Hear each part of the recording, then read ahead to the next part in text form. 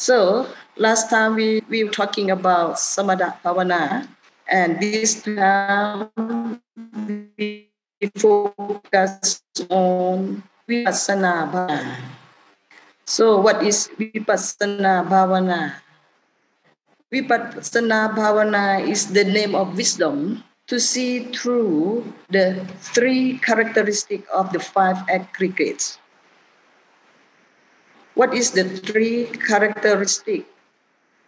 Is the state of impermanent, state of suffering, and state of being not self. And the five characteristics comprise corporeality or the form, and feelings, perception, mental formation, and consciousness or the non-form. Ya, jadi kalau bulan lalu kita sudah membahas mengenai Samatha Bhavana, maka kali ini kita akan membahas mengenai Vipassana Bhavana. Sebenarnya apakah itu Vipassana? Vipassana itu adalah nama untuk kebijaksanaan yang mana kebijaksanaan ini digunakan untuk dapat melihat ke dalam 5 kelompok kehidupan dan ketiga karakter. Ya, dan 3 karakter ini meliputi ketidakkekalan, lalu juga meliputi kebukan akuan dan juga penderitaan. Sedangkan 5 kelompok kehidupan itu meliputi bentuk-bentuk kan, ya, jadi sensasi-sensasi, perasaan-perasaan, bentuk-bentuk mental atau bentuk-bentuk pikiran, dan perilaku atau perilaku.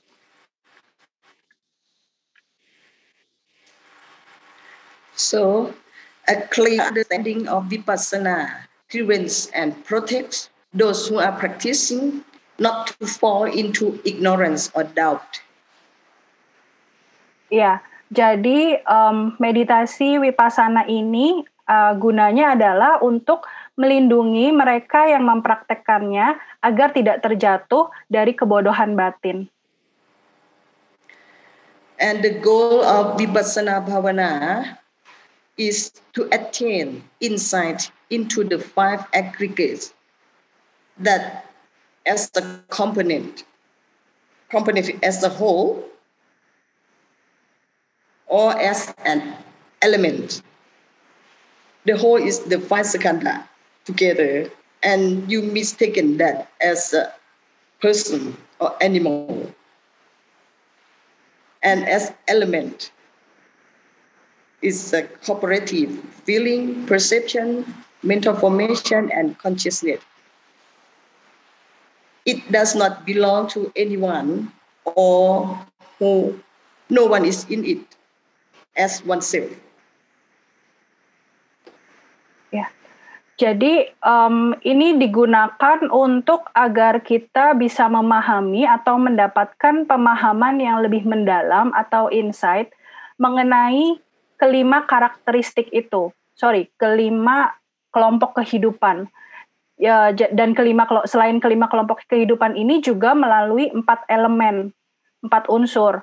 Jadi seringkali kita memiliki kesalahpahaman di mana bahwa semuanya ini adalah merupakan satu kesatuan yang kita salah pahami dalam bentuk manusia atau binatang.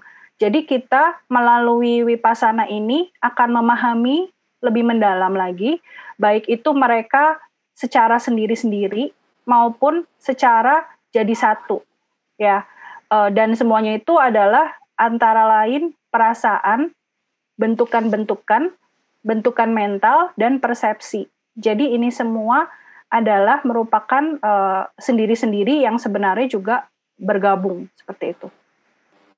I will clarify this later, so you get to know and understanding this sort of thing.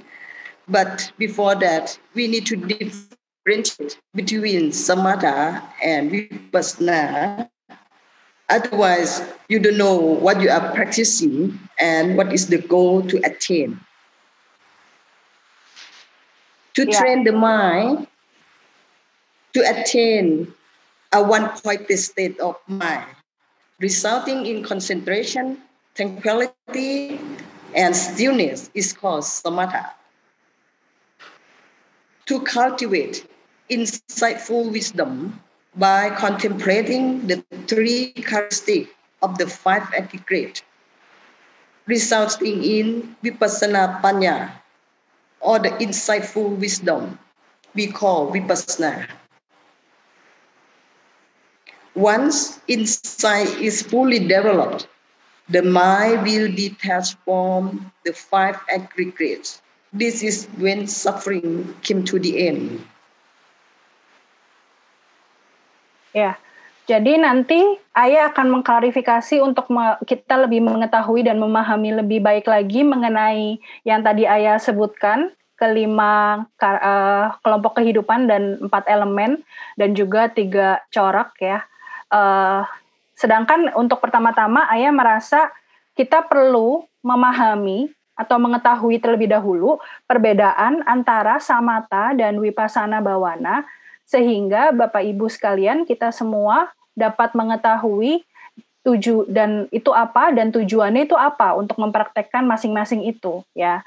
Jadi kalau untuk samatha bhavana, kita mempraktekkan itu adalah untuk melatih pikiran kita menghasilkan perhatian yang lebih baik lagi, ya, konsentrasi lebih baik, juga untuk kita memiliki ketenangan dan keheningan di dalamnya, ya. Itu untuk samatha bhavana. Sedangkan untuk vipassana bhavana itu adalah untuk menumbuhkan kebijaksanaan atas pemahaman yang lebih mendalam dan yang akan menghasilkan kebijaksanaan atau panya.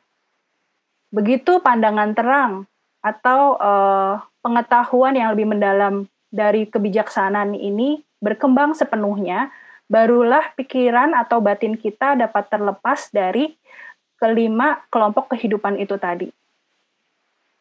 Why 3 characteristics? This is very important because the state of impermanent, the state of suffering, and the state of being not self. The first 2 characteristics have been taught before the Buddha's time, and they are easily understood. But the last one is very unique and can be found in the teaching of the Buddha only. It is not easy to understand, but it can be understood through vipassana bhavana. Ya, jadi kita akan membahas tentang kita perlu memahami tentang ketiga karakteristik ini, yaitu yang pertama adalah ketidakkekalan, yang kedua adalah penderitaan, dan yang ketiga adalah bukan diri, keadaan-keadaan dari ketiga hal ini. Kenapa? Karena sebenarnya hal-hal inilah yang akan dapat membawa kita kepada pemahaman yang lebih mendalam dari kebijaksanaan itu. Khususnya ke yang nomor ketiga tadi, yaitu menjadi bukan aku atau bukan diri, itu sangat unik dan hanya ada dalam ajaran Sang Buddha. Mungkin memang sulit dipahami, tetapi apabila kita memahaminya dengan meditasi vipassana bhavana ini, maka akan dapat dipahami dengan lebih mudah. Ya, lalu selanjutnya bagaimana kita dapat mengkontemplasikan ketiga karakteristik dari badan dan batin kita melalui 4 elemen dan kelima kelompok kehidupan. Karena seringkali kita salah paham memahami tentang hal-hal ini. Kita menganggapnya bahwa kelima kelompok kehidupan ini merupakan komponen-komponen atau elemen-elemen. Yes, Ayah? Yeah, you coming back. Oh, yeah. Okay, I think I already done with the translation, Ayah.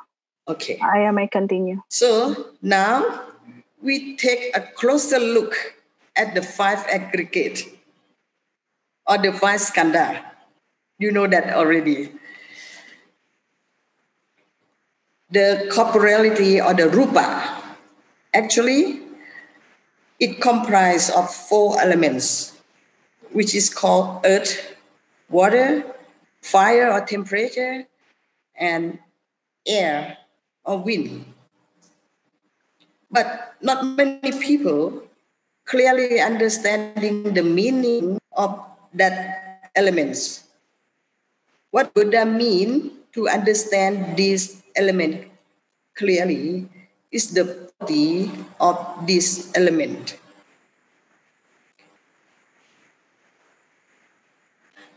Sorry, Ayah, can you please continue? What Buddha means to understand clearly is?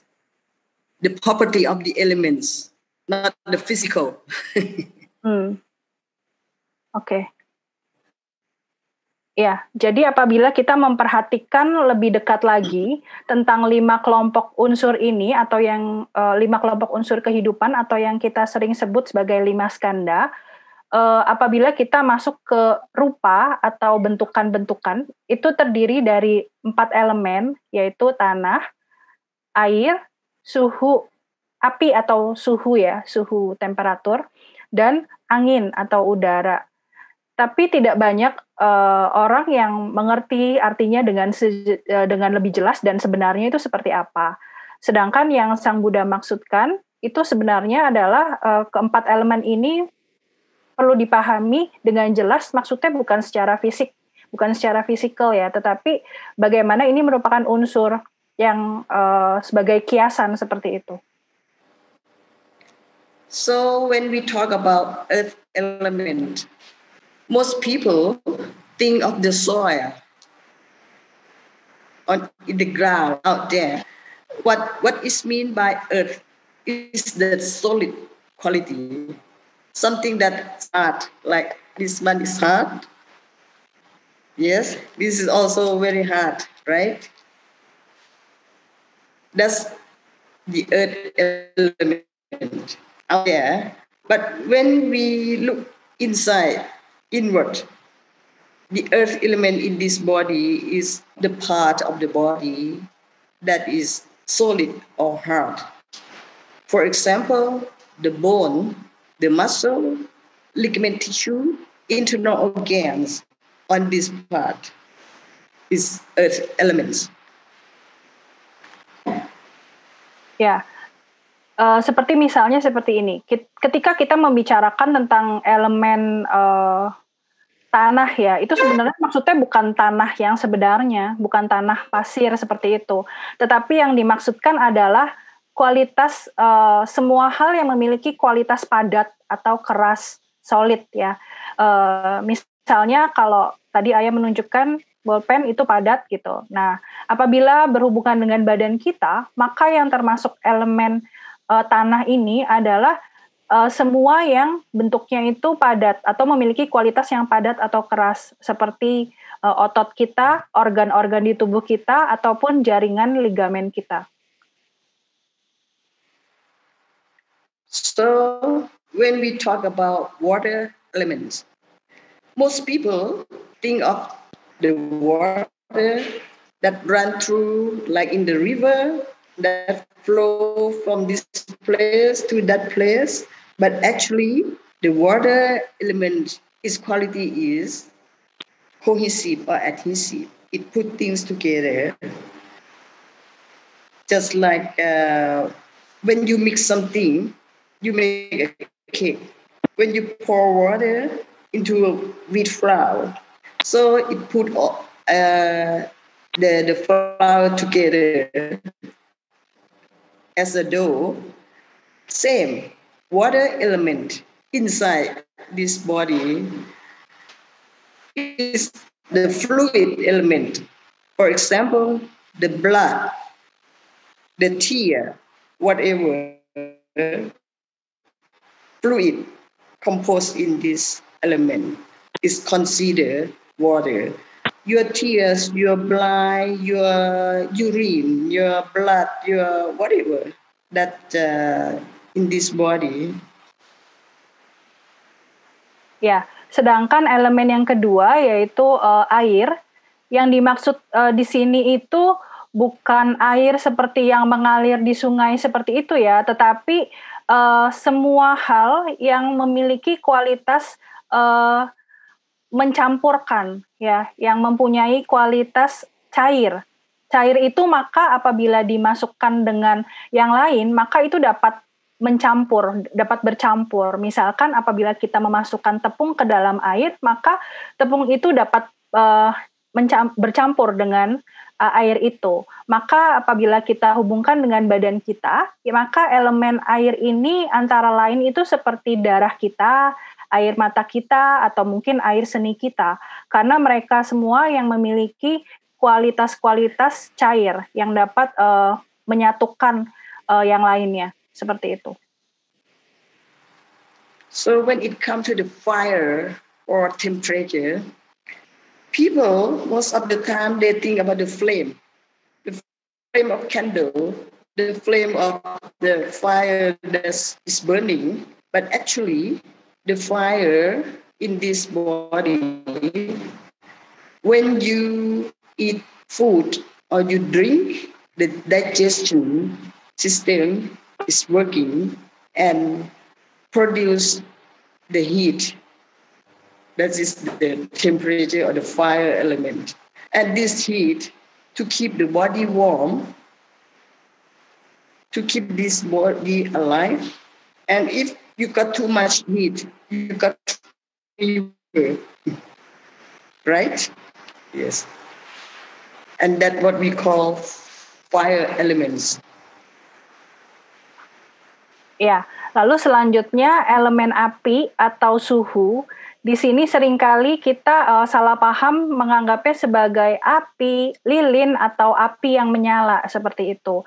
Tetapi apabila kita menghubungkannya dengan badan kita, sebenarnya elemen api ini di dalam badan kita itu adalah ketika kita makan atau minum, itu maka sistem pencernaan kita akan bekerja dan akan menghasilkan panas. Nah, panas inilah yang akan digunakan untuk dapat menjaga tubuh kita agar tetap hangat, agar kita tetap dapat hidup. Nah, tapi apabila kita terlalu panas pun badan kita itu maka akan ngerasa tidak enak juga ya. Jadi inilah yang dimaksud dengan elemen api yang ada di badan kita. And the last one, air element, or the wind. But actually, we can feel this. We're still alive. We're breathing in. It's the wind that blows inside and outside. When we take breathing in and breathing out, this is what we call air element that go inside this body. Even inside this body, when it blow up here, you call burp. When you burp, that's the air elements. And when it go down into the to the rectum, you call fast. That's the air element. Ya, selanjutnya elemen yang keempat atau yang terakhir adalah elemen udara atau angin. Apabila di badan kita elemen ini itu kita bisa merasakannya, itu artinya kita masih hidup ya, karena kita masih bernafas. Itu adalah nafas masuk, nafas keluar kita. Bahkan ketika elemen udara atau angin ini sudah ada di dalam tubuh kita pun, apabila dari dalam keluar melalui mulut kita, maka itu kita sebutnya sendawa, itu juga merupakan elemen angin. Lalu apabila dari dalam tubuh kita keluar tapi melaluinya bawah, itu juga berarti kentut ya, itu juga merupakan elemen angin, seperti itu. It's a very unique one of the teaching of the Buddha. He taught his only son, Rahula, 5 elements. The last one, the 5th one, is the space. In our body, there is the space. A canal, cavity in this stomach, yes, the tube, the respiratory tube, the esophagus, all that part is space. Oke. Lalu juga ini yang ada di ajaran Sang Buddha ini sangat unik, yang beliau hanya ajarkan ke satu-satunya anak beliau, yaitu Rahula. Itu mengajarkan ada 5 elemen itu ya, dan elemen yang kelima itu adalah ruang, elemen ruang. Nah, di tubuh kita ini juga ada elemen ruang ini, seperti misalnya di perut kita ada ruang juga, lalu juga seperti di kerongkongan kita, itu juga ada elemen ruang.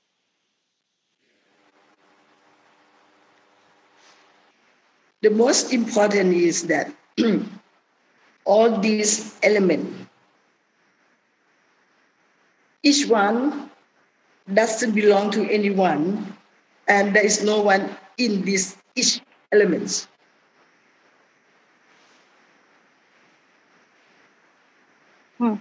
Dan yang paling penting adalah elemen-elemen ini, setiap dari elemen bukanlah milik siapapun. But when we see people or animal, we just see it as a component, and we call it animal or a person, which is the wrong view. Actually, there is no person, no animal. It's just the element, which is the rupa of the one of the 5 skandha is there.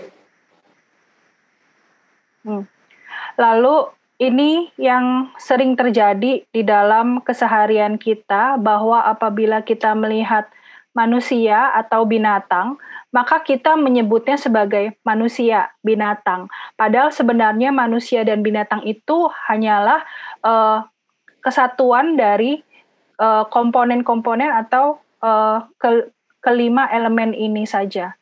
Jadi sebenarnya manusia dan binatang itu hanyalah rupa, bentuknya saja. Tetapi sebenarnya mereka adalah elemen-elemen ini.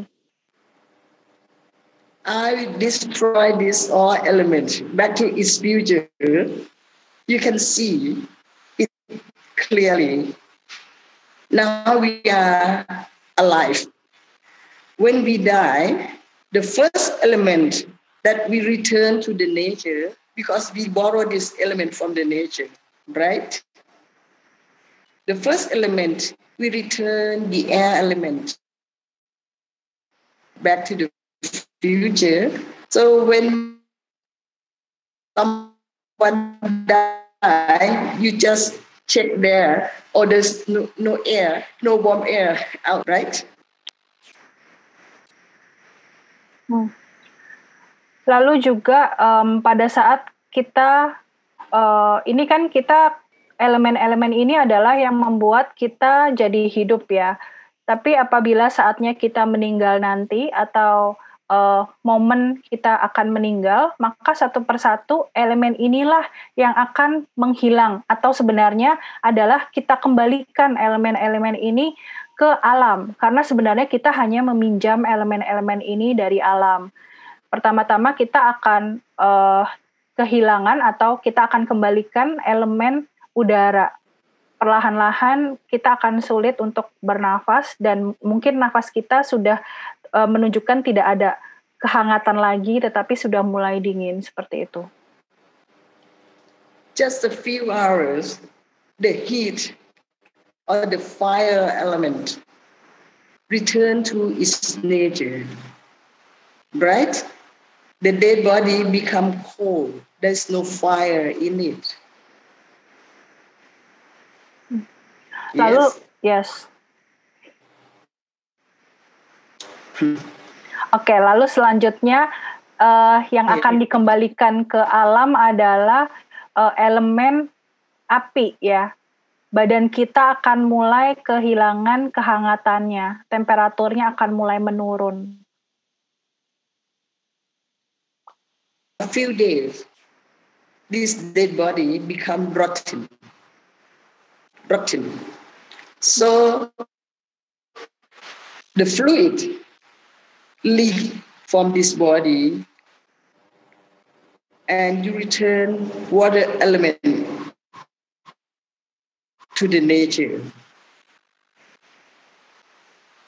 Ya, selanjutnya setelah beberapa hari, mayat ini, badan yang sudah meninggal ini menjadi busuk dan mulai semuanya keluar cairan-cairan di dalam tubuh itu. Itu artinya kita sudah mengembalikan juga ke alam unsur atau elemen cairan itu tadi. First element, which is the solid part, the bone, the muscle, the ligament tissue. Ya, selanjutnya yang terakhir itu elemen tanah atau yang karakteristiknya itu keras ya. Itu mulai tulang-tulang dan semua organ di badan itu tadi juga mulai menghancur, menghilang, dan itulah saatnya di mana artinya kita mengembalikan elemen tanah itu ke alam juga. If you remember, I have told you that the Buddha taught his son, Rahula, the fifth element is the space. There is no more space. The ear canal, the nostril, the esophagus, the respiratory tube, the cavity here also return to the space elements. Tadi juga kalau kita semua ingat, Ayah menyampaikan tentang elemen kelima yang Sang Buddha sampaikan kepada Rahula, yaitu elemen ruang. Maka ini juga nantinya pada saat badan kita sudah mati, itu juga tidak ada lagi elemen ruang ini, karena sudah tidak ada lagi ruang. Semuanya sudah kita kembalikan ke alam. So I'm asking you, where are the you and the I? Jadi sekarang Ayah menanyakan ke kita semua, setelah seperti itu semua, di manakah Anda? Di manakah saya? That's the wrong view. We have mistaken these elements as ourself or atta, and think it belong to us, which is not true. The truth is, it belong to the nature, and it is the nature that this just borrow.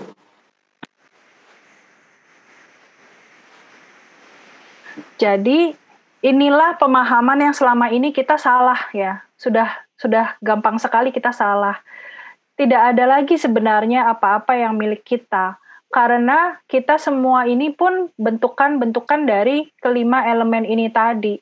Pada saat kita meninggal nantinya, kelima elemen ini pun akan kembali ke alam. Kita tidak pernah memilikinya. Jadi inilah pemahaman yang seharusnya kita miliki. Tetapi selama ini kita merasa kita memiliki semuanya. Ada aku, ada kamu. Seperti itu. Yes. When you take a closer look, there is no one self. Yes, Ayah. Can you please repeat? Thank you. Okay. So, as we are sitting here, somebody doesn't even know that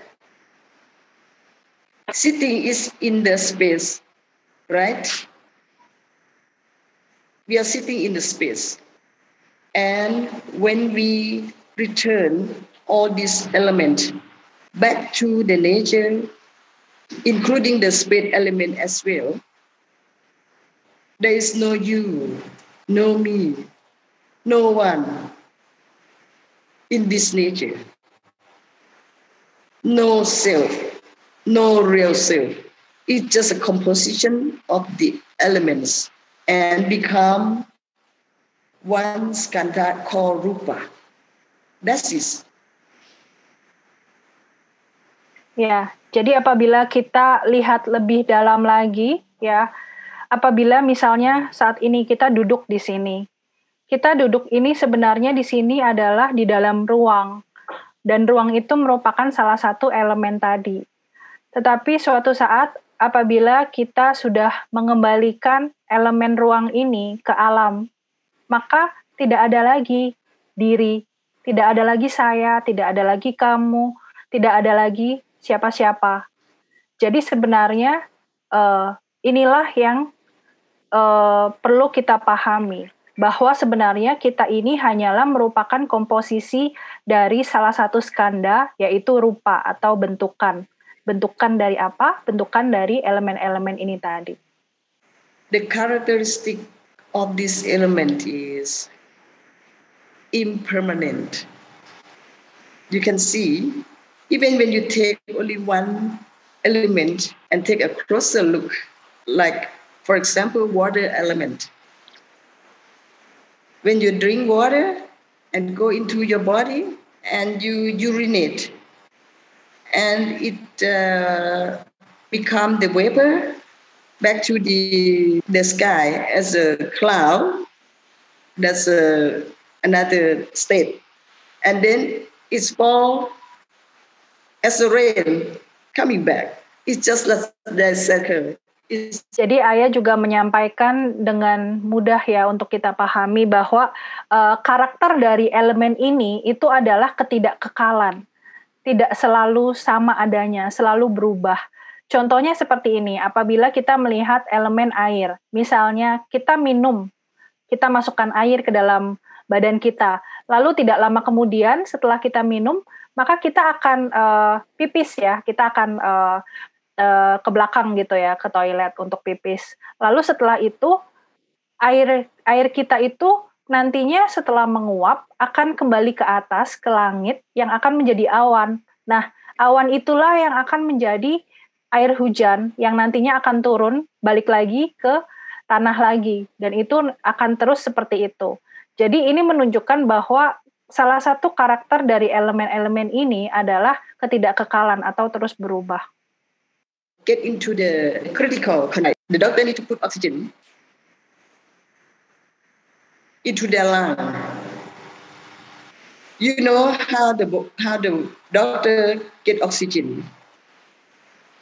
He put water in an equipment and separate hydrogen gas and oxygen gas from the water. Now you can see there's no water, just turn to the air and then you get oxygen. You can see the state of impermanence of the elements clearly. It's changeable according to the cause and the factor. Ya, contoh mudah lainnya adalah saat ini kita di dalam pandemik ya. Dalam pandemi ini dokter berusaha untuk memberikan oksigen kepada yang membutuhkan, yang misalnya sedang sakit dan mengalami sesak nafas. Maka apa yang dilakukan sebenarnya dalam memberikan oksigen itu? Di dalam tabung oksigen itu mereka menaruh hidrogen dan menaruh air, dan airnya itu yang akan dipisahkan hidrogen dan oksigennya. Dan oksigennya itulah yang akan diberikan ke tubuh kita yang memang sedang membutuhkan oksigen. Di sini bisa sangat jelas kita pahami karakter dari elemen ini, bahwa elemen ini terus berubah, tidak selalu sama. Yang tadinya adalah elemen air, maka dia akan berubah, tidak selamanya menjadi elemen air, seperti itu. Karena akhirnya menjadi oksigen. Even when you contemplating on only one element, you can see 4 elements in that. For example, our breathing. Don't need to explain about the air element. You can feel it, right? It touched your nostril here, tip of nostril, and out there. Yes, you can see, can feel. What about the water element? Can you feel it? The water element is also in that breathing. I show you now.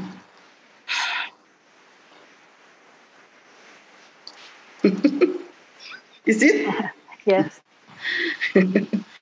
And at the same time, you also can see the fire element. When breathing in and out, if you closely observe it, the breathing in is colder, the breathing out is warmer. You can feel, right? That's very easy and simple to explain. The last one is also very easy for some people. In the air, that's the dust or the particle matter. This is the solid part that's in the air. You breathing in and out is also come out as well. So even you observe only the air element, you can also see the rest, the water, the heat of the fire, and the earth element. Okay, so this is the example for another characteristic of the element ya, Ayah. Yes. Ya, jadi tadi kan karakter yang pertama dari elemen-elemen ini adalah tidak kekal ya atau terus berubah. Lalu Ayah menyampaikan karakter yang kedua dari elemen-elemen ini adalah bagaimana di dalam satu elemen pun kita dapat melihat elemen-elemen yang lain secara bersamaan. Ya, contohnya adalah tadi kita di elemen angin. Pada saat kita bernafas, maka itu juga sebenarnya ada elemen air. Bagaimana? Ayah tadi menyontohkan menaruh angin atau udara di kacamatanya, lalu kacamatanya jadi berembun. Embun itu jadi air ya. Nah, seperti itu. Itu artinya di dalam elemen angin pun ada elemen air. Lalu selanjutnya di dalam elemen angin pun itu ada elemen api atau temperatur, suhu. Contohnya adalah pada saat kita nafas masuk dan nafas keluar. Pada saat kita nafas masuk, nafas kita akan lebih dingin rasanya. Sedangkan pada saat nafas keluar, nafas kita akan berasa lebih hangat. Itu artinya di dalam elemen angin atau udara itu juga ada elemen api. Lalu selanjutnya juga di elemen udara masih sama, itu juga di udara ada materi partikel, debu-debu. Debu itu sifatnya solid ya. Jadi itu menandakan juga bagaimana di elemen udara juga ada elemen tanah seperti itu. So even this element itself fall into the state of impermanent. If someone hold on to this state of impermanent, suffering will come, particularly when you take this element as yourself. Jadi ini menandakan bahwa sebenarnya elemen-elemen ini pun selalu berubah, tidak kekal. Jadi apabila kita justru tidak bisa memahami ini dan kita justru melekat pada yang tidak kekal ini, kita justru melekat menganggapnya sebagai sesuatu yang sama atau tidak berubah, maka kita akan menderita karenanya, karena tidak sesuai dengan alaminya itu seperti apa. So that is the form or the rupa, which is easier to understand and to see for most people. Now I will non-form the feeling of Vedana, perception or sanya, mental formation or sankhara, and consciousness or vijnana. All this we call non-form, is also fall into the three characteristic: state of impermanent, state of suffering, and state of not being real self. Ya, tadi itu semua baru kita membahas keempat elemen di dalam rupa atau bentukan ya, yaitu kelompok kehidupan yang pertama. Sedangkan kita masih ada 4 kelompok kehidupan lainnya, yaitu perasaan atau vedana, persepsi atau sanya, formasi mental atau sangkara, dan konsentrasi atau winyana. Ini juga keempatnya sama memiliki karakter ketidakkekalan. And the feeling is one skanda. Just feeling. There's only three kinds of feeling: sukha, dukkha, and no asukha, dukkha. So I would say happiness, suffering, and neutral. And these three feelings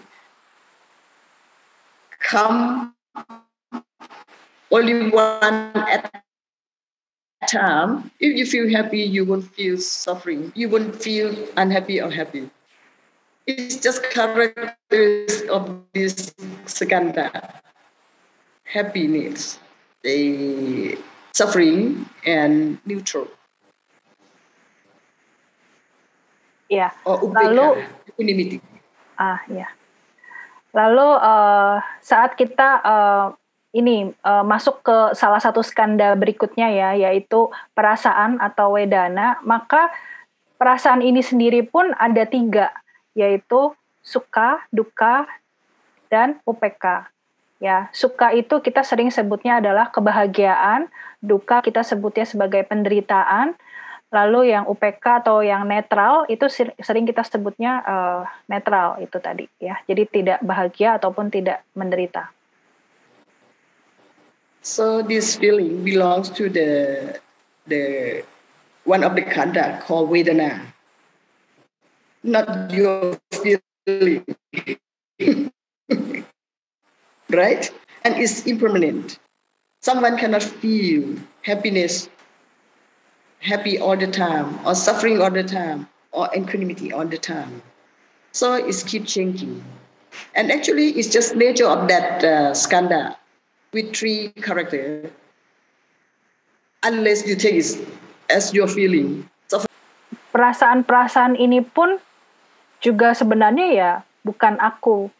Ya, selain itu juga perasaan ini juga karakternya adalah tidak kekal, selalu berubah. Kita tidak mungkin selalu merasakan kebahagiaan terus-menerus. Pasti sebentar berubah lagi menjadi perasaan menderita atau sedih atau apa. Lalu juga setelah itu menderita pun kita tidak akan terus-menerus terjadi, tetapi akan berubah juga. Bisa jadi suatu saat kita juga memiliki perasaan yang netral seperti itu. Jadi itu sudah merupakan karakter dari skanda yang ini juga, bahwa adanya ketidakkekalan dari perasaan itu sendiri.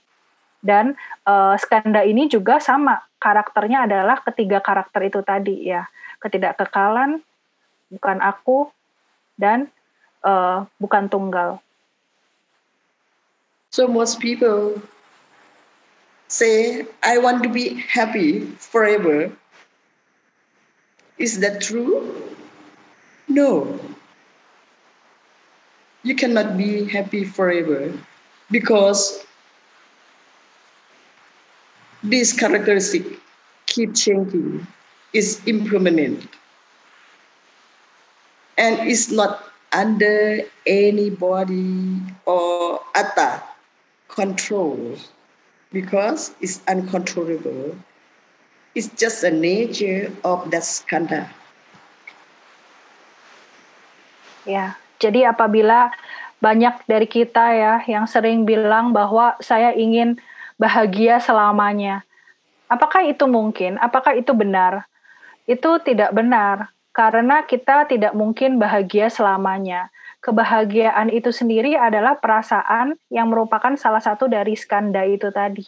Dan karakter alami dari perasaan itu adalah salah satunya adalah tidak kekal. Jadi kita tidak mungkin bisa bahagia selamanya, tetapi kebahagiaan itu pun akan selalu berubah.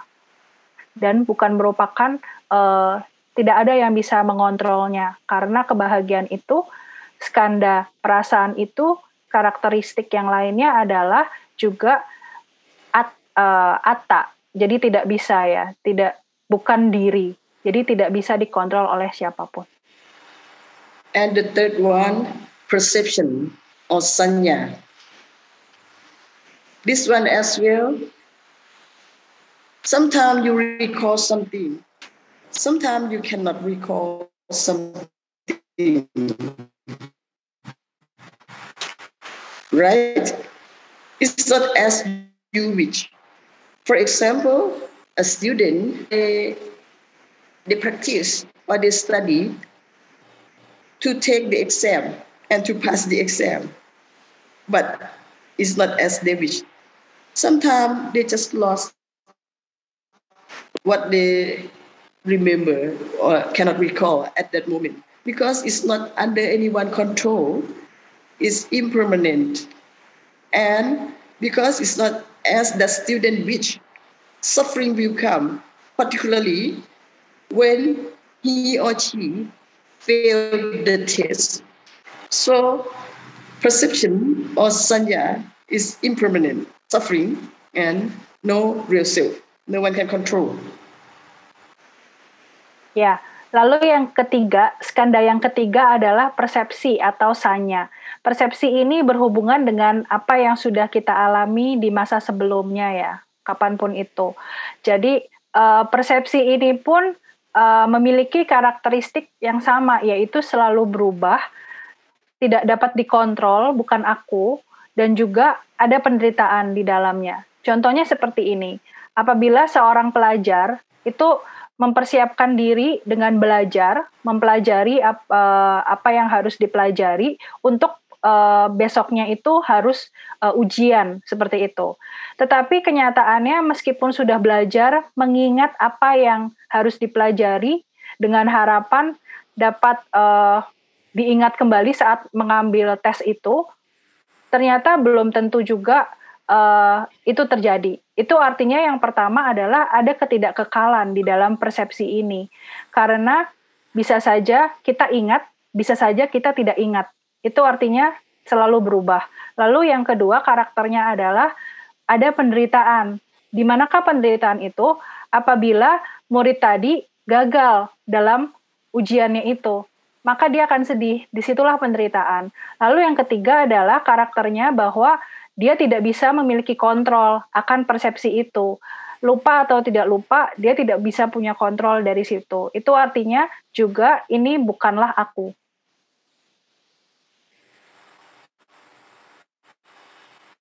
And the first one, mental formation. This is very important because most of the time, this one bring you the suffering. For example, when we think about good thing or we see something as it is, suffering hasn't come to you yet. When you see this, just color, red color, black color, or attitude, once the mental formation start to work, to function, for example, because of the social value, oh, red is good. Particularly for the Chinese, it's a lucky color. Black is not good. Most of the time it's related to the funeral. But actually, red or black, it's just color. It is mental formation. Bring you about something that you like or dislike because of your judgment. And most of the time, when people get information, they tend to think about something in the negative way, not in the positive way, or in akusala, not in kusala. Ya, lalu skanda yang keempat adalah formasi mental atau bentukan-bentukan mental atau sankara. Ini penting karena sebagian besar hal ini membawa penderitaan bagi kita. Misalnya adalah kita melihat sesuatu, melihat warna merah dan warna hitam. Sebenarnya itu hanyalah warna, tetapi karena kita memiliki sebelumnya kita sudah ada persepsi, terus persepsi itu kita ingat lagi dan pada saat kita menemukan sesuatu ini, misalnya warna ini, warna merah, itu lalu dihubungkan dengan nilai-nilai sosial yang ada, yang sudah terbentuk. Misalnya warna merah bagi orang Chinese itu dianggapnya warna yang membawa hoki atau kebaikan. Sedangkan warna hitam dianggapnya sebagai warna yang tidak baik karena identik dengan warna berkabung. Padahal keduanya itu hanyalah warna saja, tetapi kita sudah terbiasa memberi label pada warna-warna itu tadi sebagai baik dan buruk. Seperti itu. Seringkali kita selalu memberikan label suka dan tidak suka ini. Dan suka dan tidak suka ini terjadi karena kita selalu memberikan penilaian atau judgment kita, ya. Dan sebagian besar waktu, apabila kita mendapatkan informasi tertentu, kita cenderung berpikirnya itu dengan cara yang negatif. Jadi dengan aku salah, bukannya dengan ku salah. Itu yang membawa penderitaan. And it's come to the last one, consciousness. The consciousness is knowing through your eyes, your ears, your nose, your tongue, your body, and your mind. Sometimes you understand what you know from this door. Sometimes you don't understand. You cannot control it. For example, some people listen to my talk. Some people understand.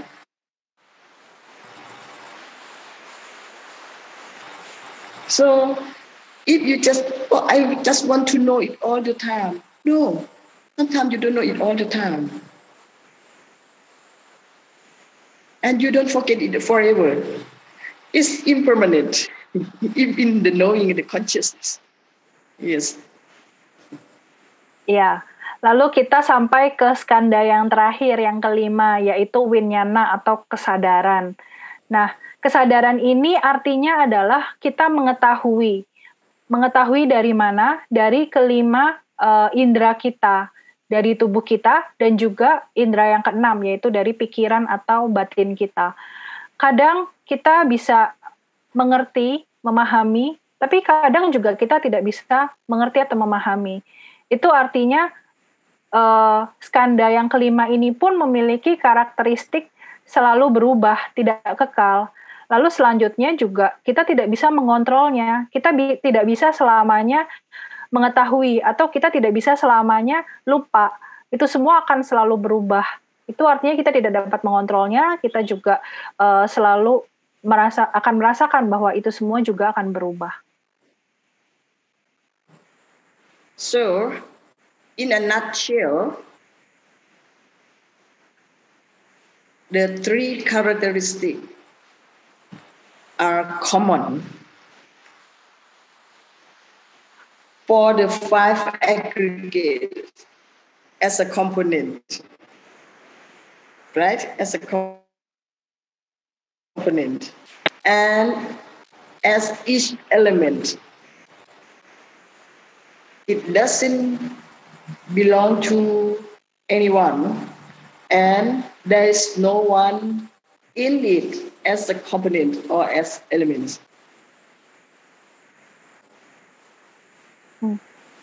Ya, singkatnya adalah ketiga karakteristik tadi secara umum itu sebagai 5 kelompok kehidupan, dan itu merupakan komponen-komponen, tidak bisa dipisahkan.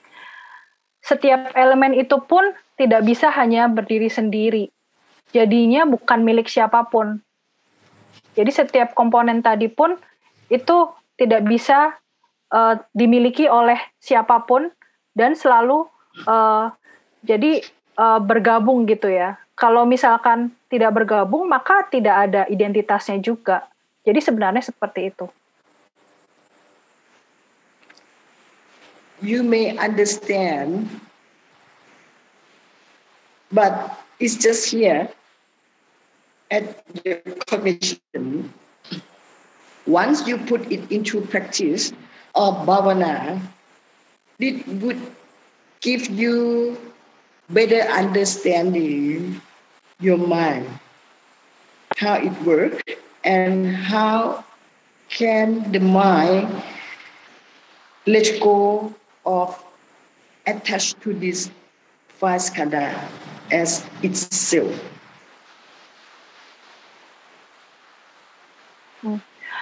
Lalu setelah kita mendengarkan ayat tadi, maka kita bisa saja memahami ini semua, tapi itu hanya di dalam intelektual kita, hanya di dalam otak kita paham seperti itu. Tetapi apabila kita membawanya, pemahaman kita tadi itu ke dalam praktek kita, ke dalam meditasi kita, bagaimana kita dapat memahami itu semua tadi sebagai suatu kontemplasi di dalam meditasi kita yang akan membuat kita dapat perlahan-lahan melepaskan kelima skanda tadi. Dan bahwa menjelaskan bahwa itu bukanlah aku. Oke, Ayah. Okay. The connection is also impermanent. Yes. And it's also because of the water element raining. Yes. It is. Nothing to worry, nothing to frustrated. Just as it is, right? Why I emphasize on the rupa, or the form, and the non-form, because all the non-form function on the form or the rupa. When you die, no rupa on this gone, right? If you know this and this die, when you're alive, on this can do any harm to you, right? Now it's time to practice. I would lead you to practice breathing meditation to cultivate vipassana. The key is the very present moment that you feel it exactly. What is happening? And the truth of this breathing. Last time we also observed the breathing and trained the monkey mind to become still. Tranquility and concentration. That's why you can see something that's moved clearly. And the thing that's moving now, we're going to observe is our breathing with different contemplating. Are you ready? Iya. Jadi ini koneksi internetnya memang kurang baik ya, karena memang tadi Ayah sempat menyampaikan juga bahwa di Thailand juga lagi sering hujan. Tapi Ayah juga menyampaikan bahwa internet pun itu tidak kekal, dan itu semua juga selalu berubah. Jadi tidak ada hal yang perlu difrustasikan dari masalah internet ini. Lalu selanjutnya Ayah juga menyampaikan bahwa kenapa selain membahas mengenai rupa, Ayah juga membahas mengenai keempat hal lainnya dalam pancaskanda itu yang tidak berbentuk ya, keempatnya lain. Karena itu semua yang sering sekali juga kita alami. Dan apabila kita meninggal nantinya juga, kita sudah tidak ada lagi itu rupa. Tetapi yang keempat ini kita masih perlu untuk memahaminya lebih baik lagi. Ya. Selanjutnya, Ayah akan membimbing kita dengan meditasi vipassana. Apabila di dalam meditasi samatha itu adalah kita melatih ketenangan kita, kestabilan kita, dan konsentrasi kita. Dan pada saat kita melakukan itu, kita jadi dapat melihat adanya mungkin pergerakan, apapun itu yang sedang bergerak, baik itu pikiran ataupun perasaan. Maka sekarang ini, kunci dari meditasi vipassana itu yang penting kita berada di saat ini juga, present moment. Dan kita akan diminta untuk merasakan secara persis apa yang sedang terjadi di dalam badan kita. Jadi di dalam badan kita ataupun di luar badan kita. Jadi kita benar-benar akan melihat kebenarannya. Apa yang terjadi itu yang akan kita benar-benar amati. So, breathing to cultivate vipassana is to observe the three characteristics of one element, which is the air element, right? Ya, jadi meditasi pernafasan untuk mengembangkan vipassana itu bagaimana kita mengamati apa yang terjadi dengan nafas kita. Nafas kita ini berarti elemen angin. Bagaimana kita mengamati ketiga karakteristik dari elemen angin ini, yaitu nafas kita. Now, everybody, please sit straight, upright. Sekarang semuanya silakan duduk dengan posisi meditasi, tegak tetapi tidak kaku. Supaya elemen udaranya dapat lebih terasa, lebih jelas apabila posisi duduk kita baik. You feel you are breathing. Apakah kamu bisa merasakan bahwa sekarang ini kamu sedang bernafas? You can feel you are breathing because you can feel the touching of the breathing in and the breathing out at the tip of your nose or your nostril. Anda bisa merasakan bahwa Anda sedang bernafas karena Anda dapat merasakan adanya sentuhan dari angin atau udara yang keluar dan masuk dari hidung Anda, dan Anda merasakannya ada di bawah hidung Anda, terasa di kulit Anda di bawah hidung. Once you know clearly you are breathing consciously, take deep breathing in, you may follow the air inside and long breathing out. Saat Anda menyadari dengan penuh bahwa Anda sedang bernafas, silakan Anda mengikuti nafas Anda, nafas masuk, dan juga nafas keluar yang panjang. Anda ikuti saja nafas Anda. One more time. Now take a closer look at your breath. What is told you? Take deep breathing in to the end and stop. You can feel it before the breathing out start. And stop.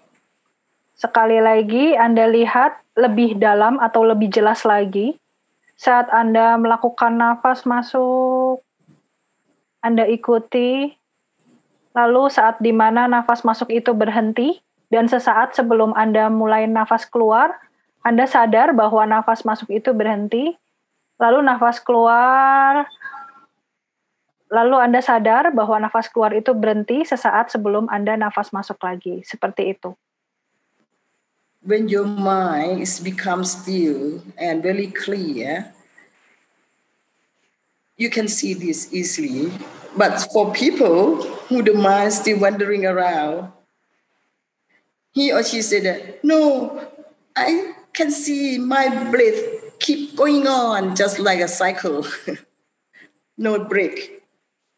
But it is in and out there. So one more time, you observe your breath clearly. Take deep breathing in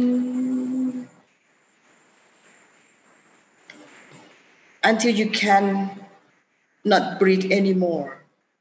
It stops by itself. I don't have to tell you. And you start the breathing out. And it stops. Nobody control that. Can you see? Now see, even the breath or the air is impermanent. The breathing in and the breathing out as well need the breathing in.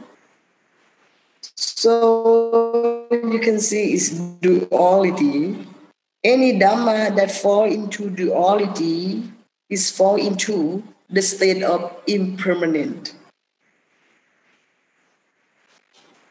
Ya, jadi apabila kita belum bisa menenangkan pikiran kita masih ke sana ke sini, maka kita akan sulit untuk melakukan pengamatan meditasi pernafasan vipassana ini. Tetapi apabila pikiran kita sudah bisa tenang, maka kita akan bisa mengamati dengan baik apa yang sedang diajarkan oleh Ayah ya.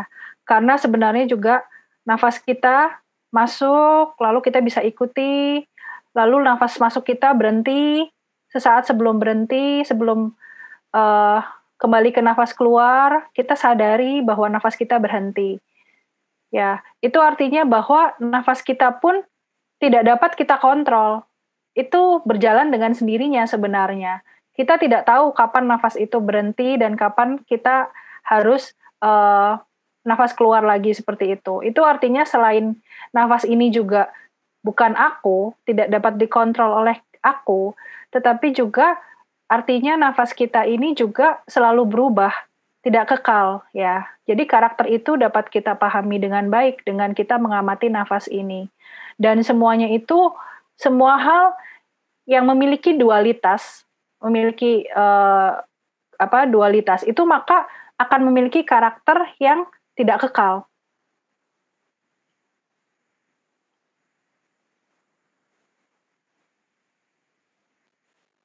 Once when you observe this breathing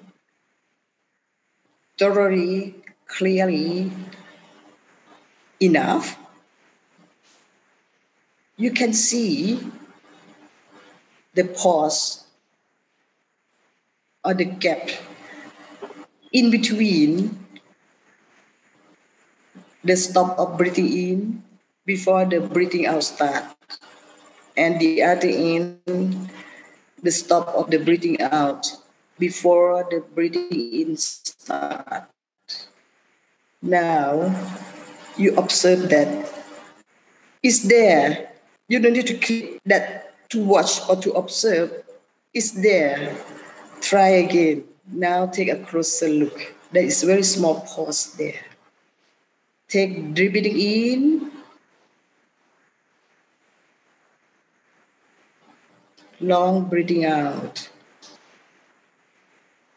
At both ends, if the mind is fine-tuned, very good observer, it can feel the pause at both ends.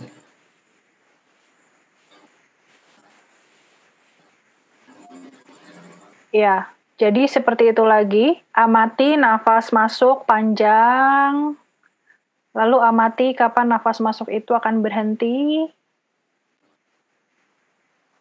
dan selanjutnya juga nafas keluar panjang, lalu amati kapan nafas panjang itu berhenti. Apabila kita dapat dengan tenang mengamati ini, maka kita akan dapat menemukan ada jeda atau celah di antara nafas masuk dan nafas keluar kita. Jeda itulah yang kita amati, kita observe lagi. Seperti itu. Kita lihat lagi lebih mendalam adanya jeda atau celah itu.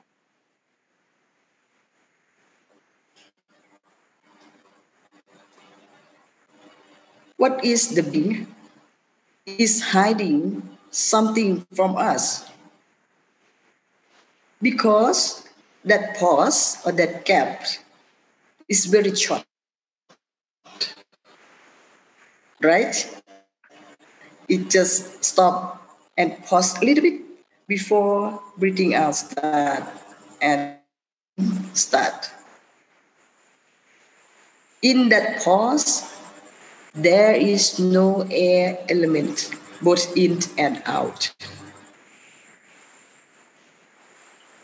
But because it's very short, that's why we don't die.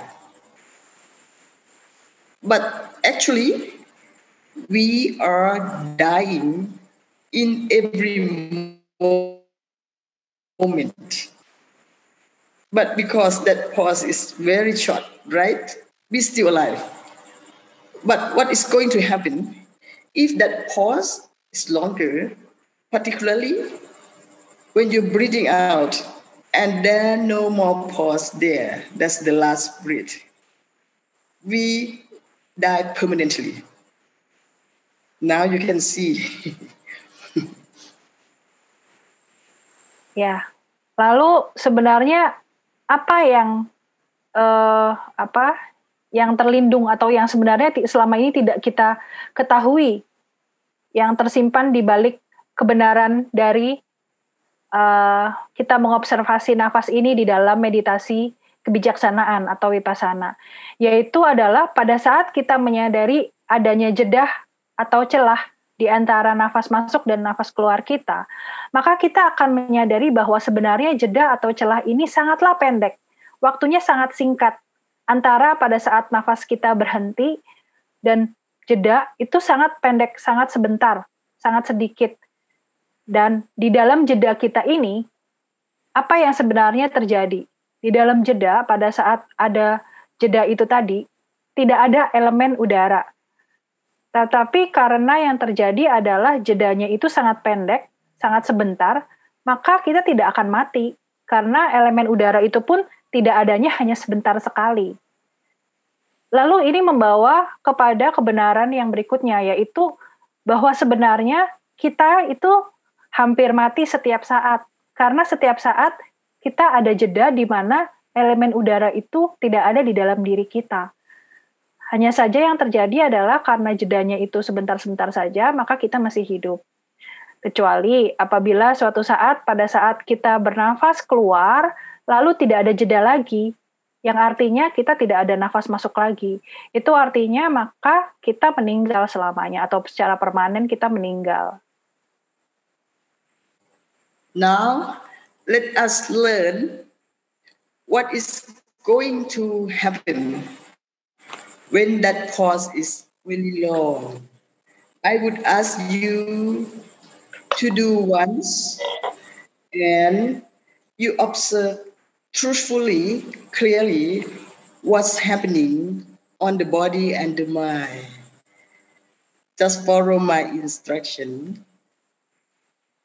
Observe clearly what is happening on the body and the mind. Take deep breathing in,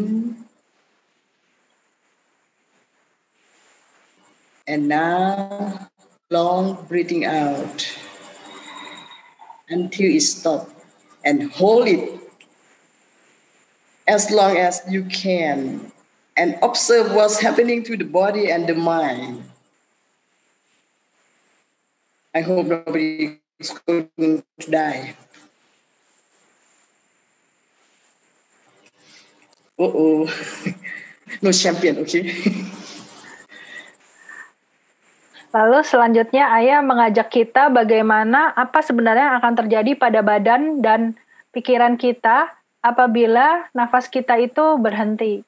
Sekarang Ayah mengajak coba ikuti baik-baik petunjuk Ayah dan benar-benar observe dengan sangat jelas. Harus benar-benar serius dan jujur dengan diri sendiri. Pertama, nafas masuk panjang, lalu nafas keluar panjang, lalu stop, jangan nafas, tahan nafasnya. Sebisa mungkin tahan nafasnya sepanjang Anda bisa. Lalu Anda amati pada saat Anda menahan nafas, apa yang terjadi dengan badan Anda, dan apa yang terjadi dengan pikiran Anda saat Anda menahan nafas. Barulah setelah Anda benar-benar tidak kuat, silakan bernafas lagi. Oke, Ayah. I would say the body start staggering. I would say staggering for oxygen, right? And then it feel uncomfortable. Really need oxygen. And the mind also suffering because it afraid of death. No oxygen. This coming soon. So suffering happen to the body and the mind because it's related to each other. Now you can see another two characteristics of the three characteristics suffering will come. When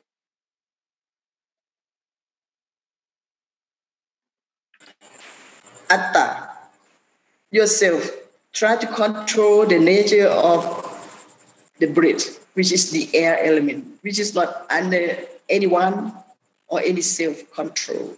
It's just the nature of everything impermanent.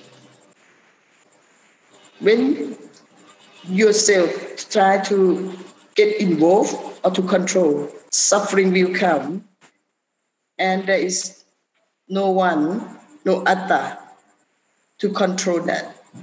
It's just the nature, common characteristic of the breath or the air elements.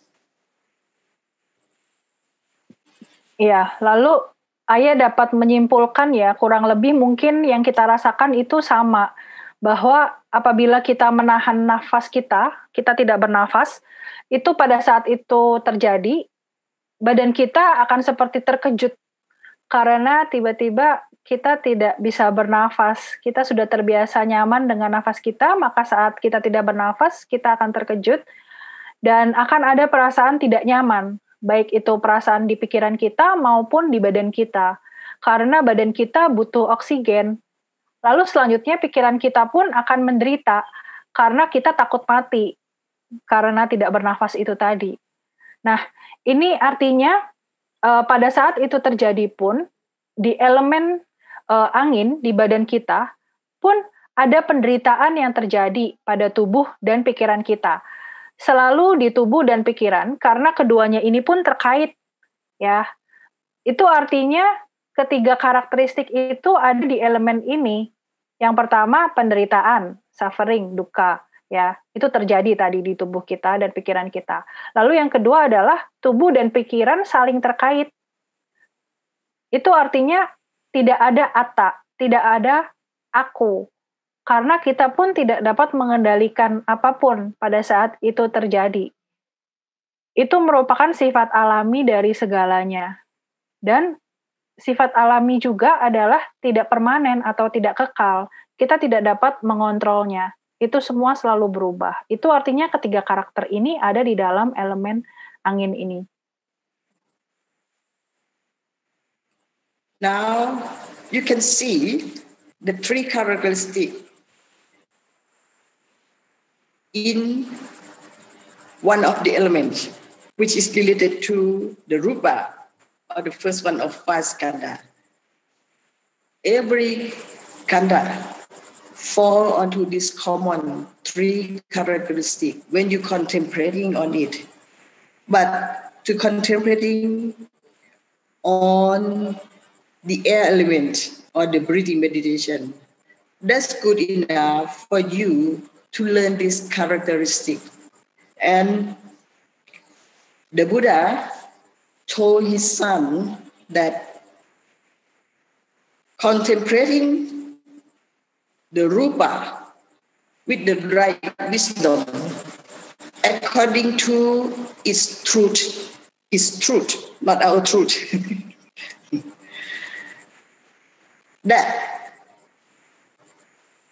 that rupa does not belong to us.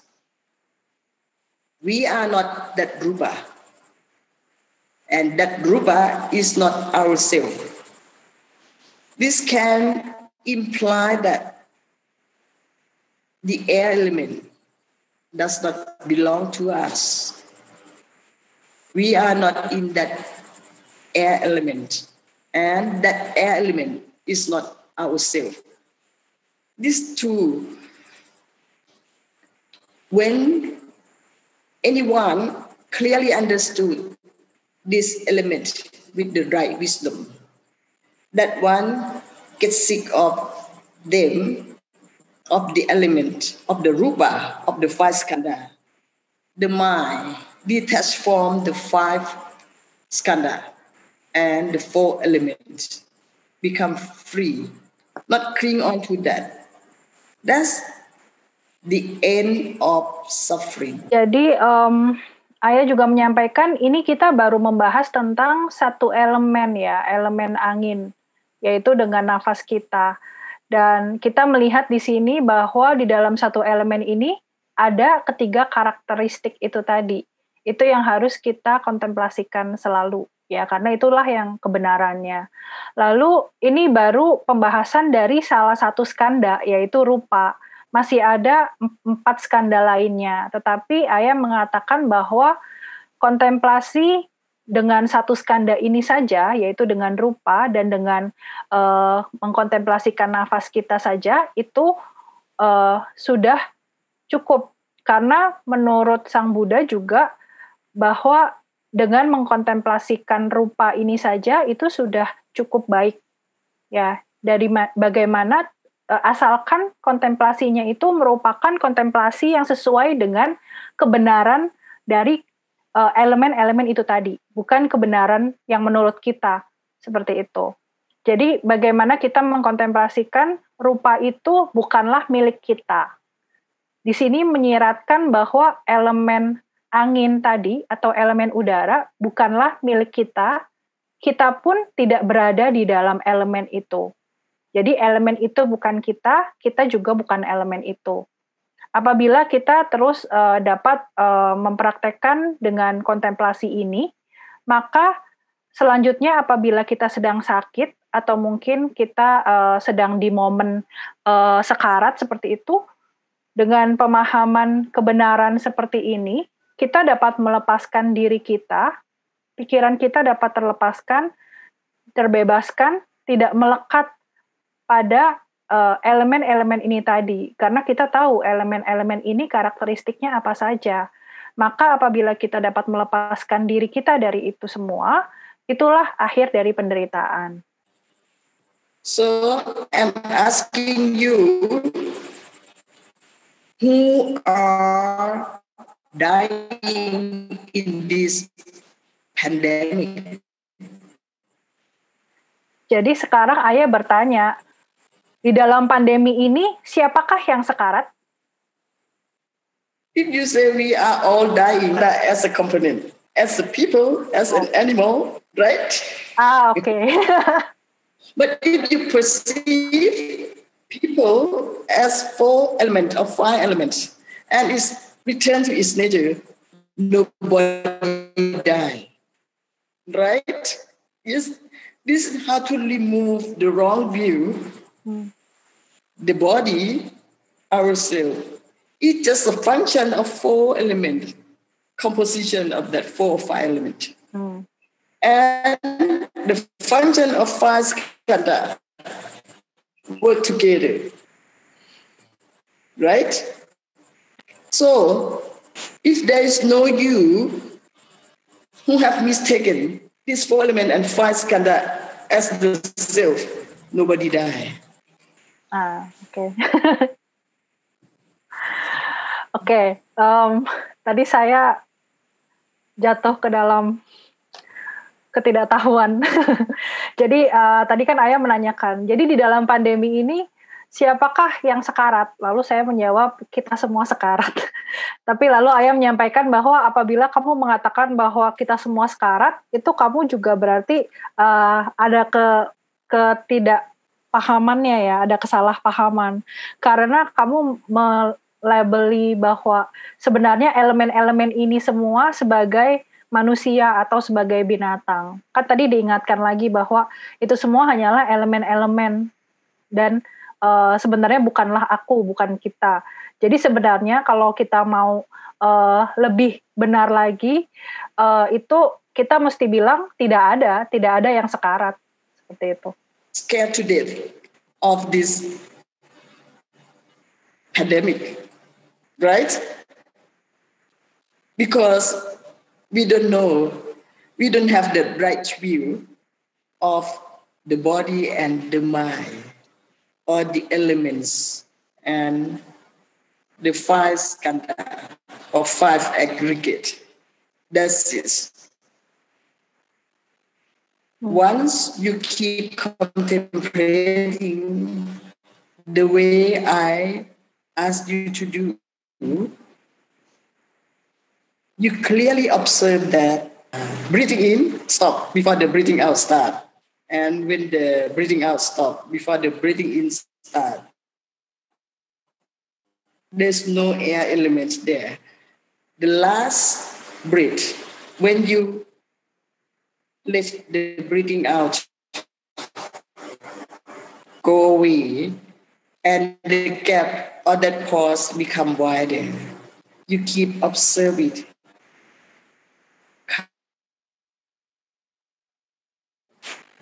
peacefully because you clearly understand this is just the element and the skandha return to its nature.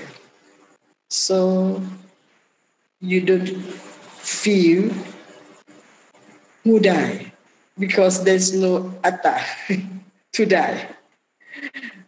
Right. Right. Iya.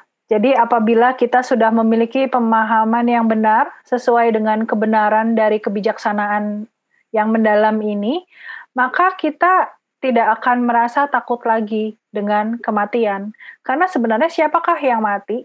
Bukan aku.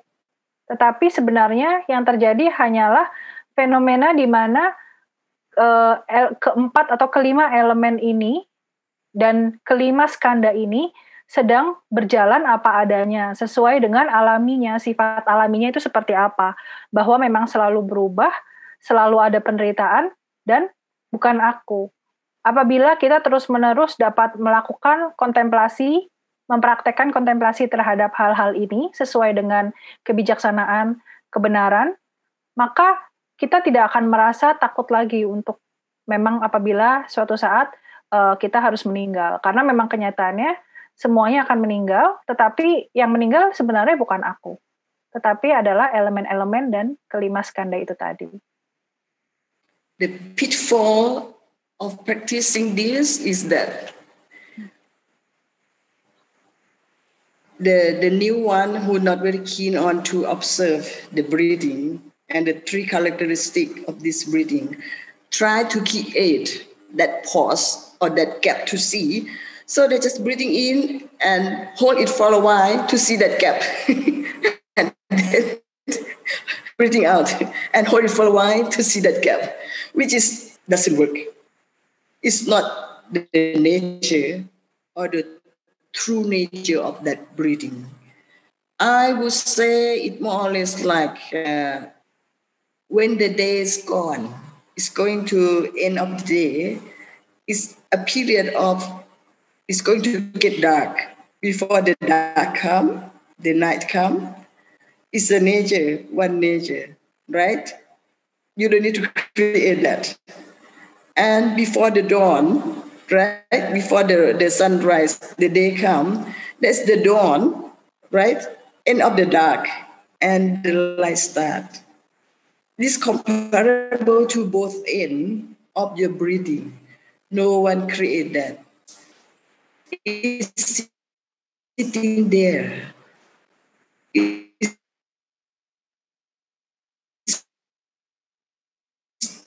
your duty to train the mind, to fine tune, to see